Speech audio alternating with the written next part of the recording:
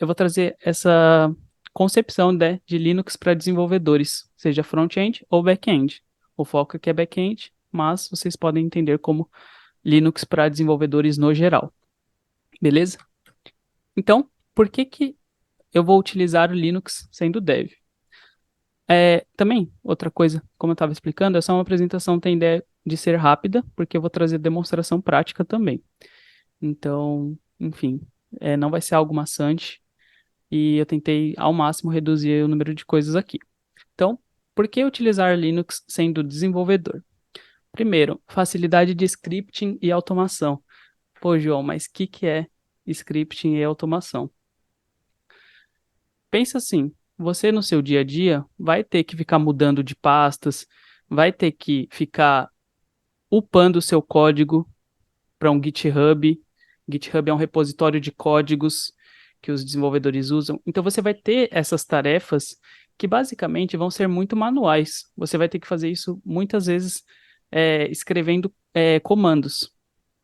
E o Linux ele tem muita a facilidade muito legal de fazer automações com isso. Então, por exemplo, eu terminei um código aqui, eu quero subir ele, mandar ele lá para o GitHub, para esse repositório de códigos.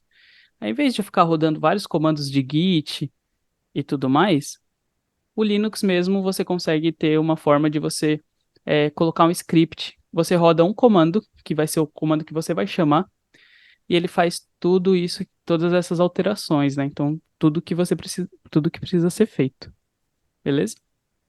É, então, basicamente, essa é uma facilidade do Linux. Você poder automatizar algumas tarefas que seriam manuais, caso você não estivesse usando ele. Sistemas de pacotes e instalação de software. A maioria daqui das pessoas, imagino, que usa Windows. Então, quando a gente precisa instalar um programa no Windows, a gente vai na internet e é meio que perigoso, né? Porque a gente não sabe a fonte daquilo, a gente pode instalar alguma coisa que é mal intencionada. Então, a maioria das coisas a gente vai na internet buscar e baixar isso no arquivo .exe. Isso no Windows, né? Hoje em dia o Windows está um pouco diferente, então está melhor nesse quesito. Mas o Linux sempre teve como premissa a ideia de você ter pacotes, instalações de software, baseado em fontes confiáveis. Então, o Linux ele meio que tem um servidor com todos os pacotes confiáveis dele, e a pessoa tem que, se você quiser desenvolver um programa que seja instalável, você coloca nesse repositório do Linux. E a partir disso, a partir de uma linha de comando, você pode baixar alguma coisa. Você pode baixar e instalar. Por exemplo, eu quero instalar o Discord, ou eu quero instalar o Zoom no Linux. Eu vou chamar o gerenciador de pacotes, que dependendo da distribuição tem um nome diferente, e eu vou baixar essa aplicação. Então, diferente do Windows, que a gente tinha que ir lá na internet, buscar em sites X ou sites Y, às vezes a gente não conhecia o site, o Linux ele tem maior controle disso, porque você usa repositórios, então você usa coisas que vêm do Linux, que as pessoas... É como se fosse uma Play Store. Para você baixar um aplicativo, alguma pessoa teve que pôr o aplicativo dela na Play Store. E aí você baixa da Play Store. Ou a App Store, né, do iOS. Então é basicamente a mesma coisa. As pessoas upam para o repositório e você baixa desse repositório. Então tem um controle maior, né? Isso ajuda bastante também no sentido de segurança. 3. Ambiente favorável para containers e virtualização. Nossa, João, isso é um termo complexo, né? Vou tentar também explicar de uma forma bem sucinta e simples. O que é virtualização? Basicamente, virtualização é você criar uma máquina virtual. Então, você tem sua máquina física, que é seu computador, e você quer criar uma máquina virtual que tenha características diferentes. Por exemplo, eu quero criar uma máquina virtual que tenha 1 GB de RAM e 100 GB de HD. Eu posso fazer isso tudo de maneira virtual. Então, eu posso subir essa nova máquina. Então, olha que legal, você tem a sua máquina física, mas você também pode subir várias máquinas virtuais. E o Linux ele tem um ambiente muito favorável para fazer essa virtualização. E o que que é container? Container é basicamente a mesma coisa, é só um nome diferente, que tem muita relação com Docker. Eu não vou falar o que é Docker aqui para não confundir, mas entendam que todo o Linux em si, ele tem uma facilidade para você subir essas máquinas virtualizadas. E, enfim, eu vou explicar a utilidade dessas máquinas virtualizadas para vocês depois. Não agora, mas entendam que isso é algo do Linux e que ajuda bastante o desenvolvedor. 4. Compatibilidade e consistência com servidores de produção. Nossa, o que que isso quer dizer? Nomes difíceis, né? Oh, meu Deus. Apareceu uma telinha do Zoom aqui. Parece que a gente tem 9 minutos, tá? Como tá sendo gravado, acho que em 9 minutos dá para eu terminar pelo menos a parte dos slides. Qualquer coisa eu mando novamente o link no grupo pra gente continuar. Enfim, primeira vez que eu tô fazendo isso, então desculpem qualquer coisa. Mas, continuando. Compatibilidade e consistência com servidores de produção. O que que isso quer dizer? Toda a aplicação que está na internet, ela está rodando em um servidor. Então, existe um servidor que está com essa aplicação nela. E a maioria dos servidores hoje que temos em nuvem, né? Então vocês já devem ter ouvido falar de AWS, que é da Amazon, de Google Cloud, que é da Google. Então eles têm várias máquinas virtuais que têm esses servidores Linux nelas.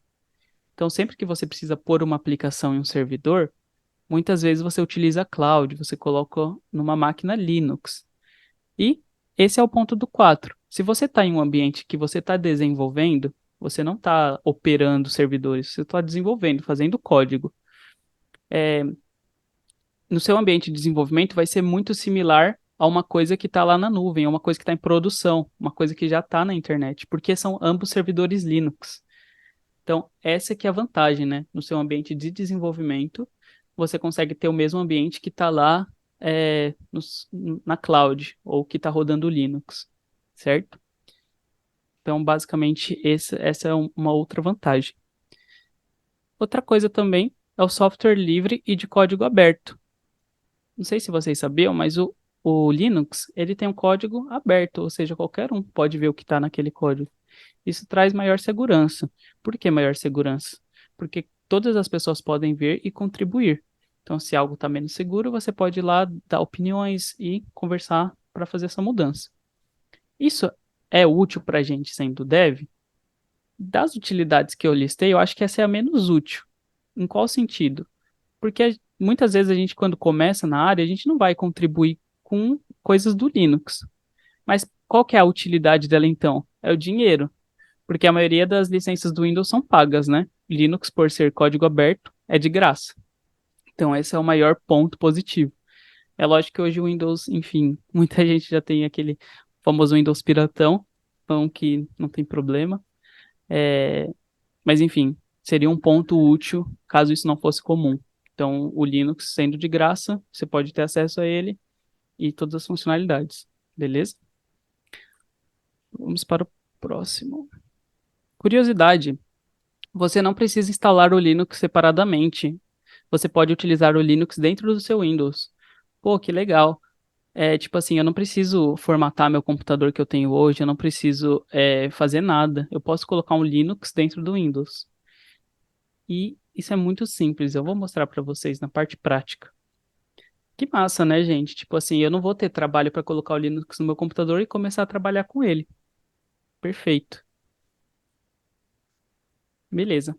Comandos do terminal. Eu trouxe poucos comandos aqui que eu acho que são essenciais que a gente usa bastante no dia a dia. Então, é, comandos do terminal, né? Alguns comandos úteis para o dia a dia. CD. O que que quer dizer CD? Ele muda o diretório atual. O que que é mudar o diretório atual? Imagina que você esteja dentro de uma pasta, né, no seu computador, e você precisa ir para outra pasta. No Windows a gente tem a interface bonitinha, no Linux também tem essa interface. Mas por a gente usar muito o terminal, por exemplo, a gente escreve algumas coisas no terminal, que nem comandos do Git e outros comandos, a gente às vezes não é tão prático a gente ficar indo na interface do Linux, mudando de diretório e depois abrindo o terminal naquele diretório. Então, por isso que o CD é útil. O que quer dizer CD? É Change Directory. Então, mudar diretório. E aí você passa ele para um caminho que você quer. certo? Então, é útil para o dia a dia da gente. O Git é uma ferramenta de controle de versão de código. Então, como eu falei, né, vai ter uma aula sobre Git, vai ser a próxima, então eu vou explicar melhor sobre. Então, não encuquem de entender o que que é Git agora. A próxima aula, inclusive, vai ser disso. Mas é basicamente um comando do terminal do Linux que você consegue utilizar também, sem precisar de interface. Então, é algo mais prático. Não diria mais fácil, mas mais prático. Porque a interface é bom para traz facilidade para a gente. E esse apt aqui tem a ver com sistema de pacotes e instalação de software. Lembra que eu falei que a gente, para baixar dos repositórios do Linux, a gente não precisa entrar na internet nem nada? A gente usa o apt ou esses outros aqui, que eles são os gerenciadores de pacote. Então, basicamente, se eu precisasse instalar alguma coisa, eu daria apt install e chamava o nome da aplicação. Então, chamava o nome do Discord, chamava o Uhum. nome de qualquer aplicação que fosse. E beleza, é isso. Agora eu vou mostrar um pouco de demonstração prática, certo?